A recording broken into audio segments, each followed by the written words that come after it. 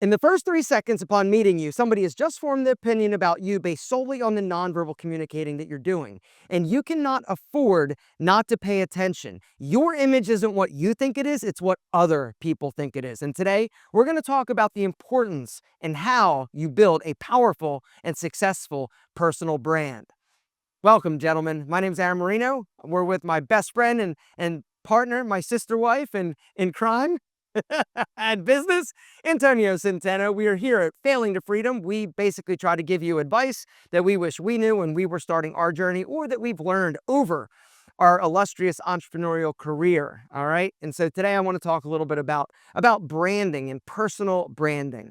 When I think about the idea and the concept, I think about reputation. All right. So many people in a world of everybody is paying attention to their phones, everybody is posting things on their phones. I want to know what you think, Antonio. What goes into building your brand? What does your personal brand even mean to you? Well, I do think you need to be intentional with it, because if you're not intentional, then by default, you are unintentional, and it can happen whether you know it or not. Example, I started putting out certain videos. I wanted to be like other influencers out there. I saw they were getting views. So all of a sudden, I'm getting into this space of how to look more attractive in order to be able to get some, yada, yada. And Get some I sexy, realized, get some yeah, ass, how to get I girls. realized I fell into that. Not only did I fall into it, but those videos did really well. They were getting, in some cases, millions of views. And my brand went in a direction that I didn't intend. I put out those videos because I wanted to get a quick hit. It turned out some of those videos ended up going viral and brought in an audience who expected more of that. So I do think, you need to know who you are and what you want to stand for, what you want the world to know you as. And we talk about this with clothing, with image, with presentation, but it happens to your business, whether you want it to happen or not. A lot of people like, whatever, or I'm not going to pay attention to this. Well, then people will form opinions. You will develop a brand. And if you don't choose it, if you're not intentional about it, it could definitely be down a path that you didn't intend. Here's the reality is that when it comes to your image or your personal brand, you need to understand that, like I said, the first 3 seconds, somebody has just formed an opinion about you based solely on what they see, the nonverbal communicating that you're doing. And so being intentional with your nonverbal communicating, what does it mean? Your style. All right, well, let's just start there. Well, actually, let me back up. A few things you can't control. You can't control your height. You can't control your skin color. You can't control your gender. All right. People are going to basically, and it's one of those things where, is it fair? Is it fair if you are a Latino, you've got brown skin, and somebody has a preconceived notion? Is it fair? No, it's not.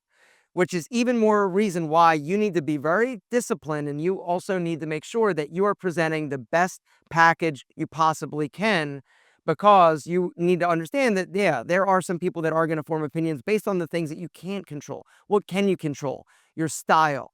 All right, what you wear, being very intentional with the outfit that you put together, not just dressing like your friends, not trying to be cool, being well dressed and dressing in a manner that is respectable. Your clothes need to fit, of course. Antonio, what's the pyramid, baby? Give me the pyramid. Fit, fabric, function. There we go. Woo! Speak on it for a second.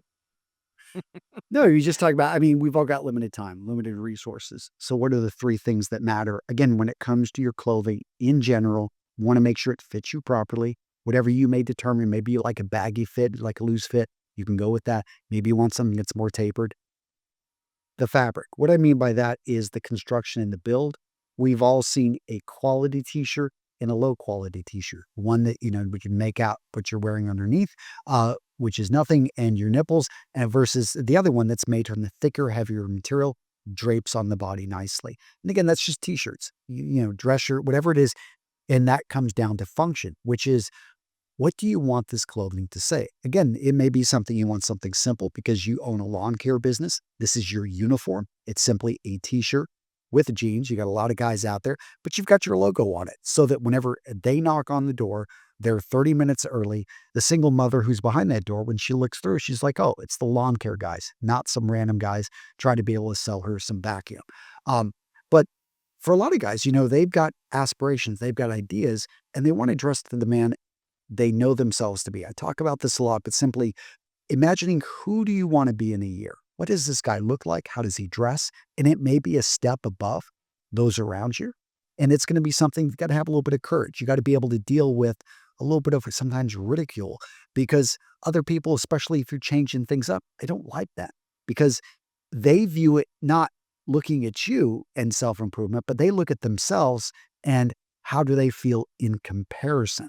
And that is a very powerful thing, a lot of times happening subconsciously. But yeah, you just pay attention to those three things: fit, fabric, function, when it comes to your clothing and your image, and you're going to be ahead of 95% of people.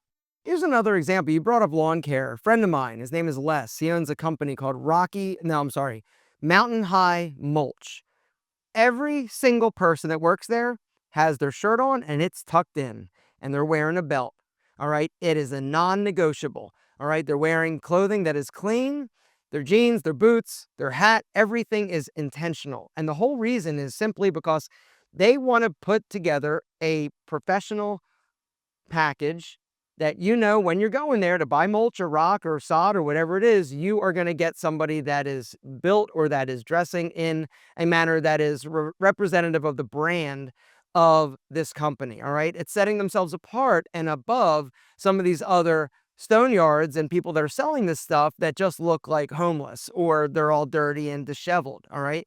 It's just a little something. And a lot of times you can't put your finger on what it is different that makes you feel differently about this brand or this person, but it's that je ne sais quoi, that's something special. Other things you can control it: your grooming, being well groomed, smelling good, your hair, your beard, your facial hair, your eyebrows, your skin, things that you can control. Other things, your posture, the nonverbal communicating that you're doing with your body, all right, making eye contact, handshake. You've got to understand that it is an ultra competitive world out there, and you need every advantage over your competition that you can possibly get. And I know that this sounds a little bit like cutthroat, like business, but it's not. It's reality. It's the way that we view the world. And even though somebody may not tell you why you didn't get hired, if you put two people up for the job, going in for an interview, both people exactly the same on paper. They went to the same school, they got the same grades, they've got the same experience.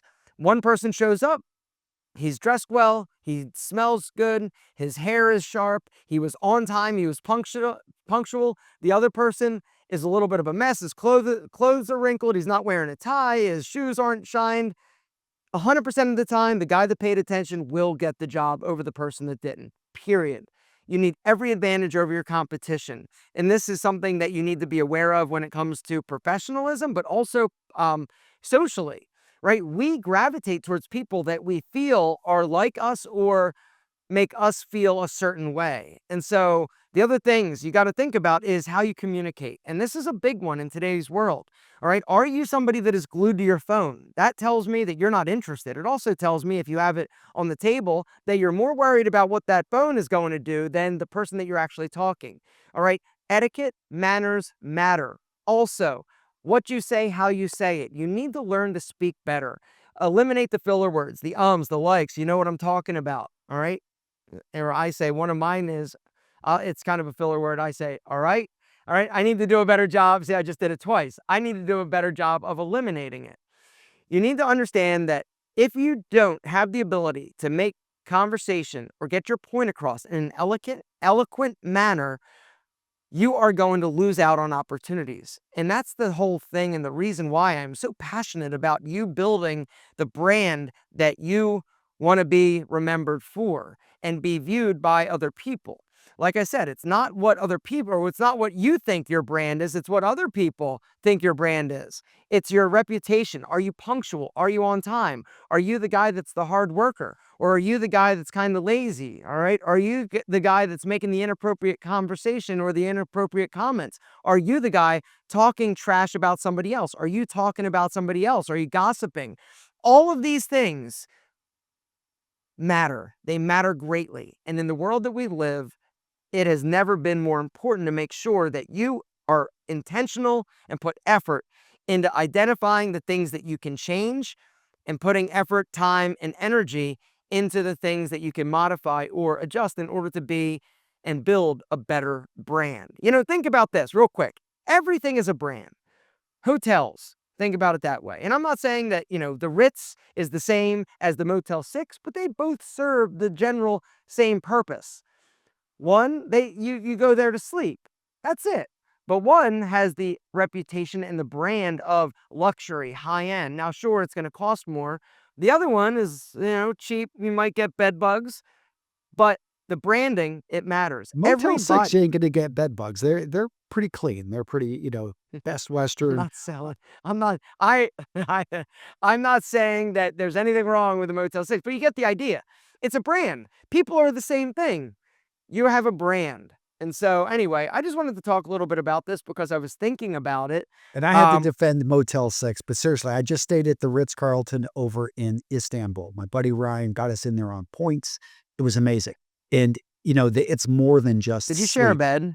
No, we did not. I took the couch. Yeah, it's like, yeah. So, but I want to know about the Turkish bath, Turkish Antonio. bath. Yeah, Okay, that's a 600 or 700-year-old brand there. Let's okay. just say that having another man bathe you, I didn't expect to be able to say it had happened this year, but it was amazing. And it was actually not as, yes, I'm straight. No. Go. Yeah, yeah, yeah. So Antonio just went to Turkey, just got back, and the thing that he enjoyed the most was the bath. It was a unique experience having another person, yeah, I'm not going to go into, they can look it up themselves in any case. I will say the Ritz-Carlton, it's about service. And the Motel 6, yeah, it's about getting a good night's sleep. Both of them provide that, different levels, different price points. Both of them have worked hard to establish those brands. And if you're interested in building a business brand, you're a business owner, entrepreneur, that kind of, check out what we're doing over at our 10K Club. I'll link to the community down in the description. We've been doing this for a while, and we love talking branding over there, especially when it applies to your business and to those around you. Did they That's it, wash your guys. balls? No, no, Aaron.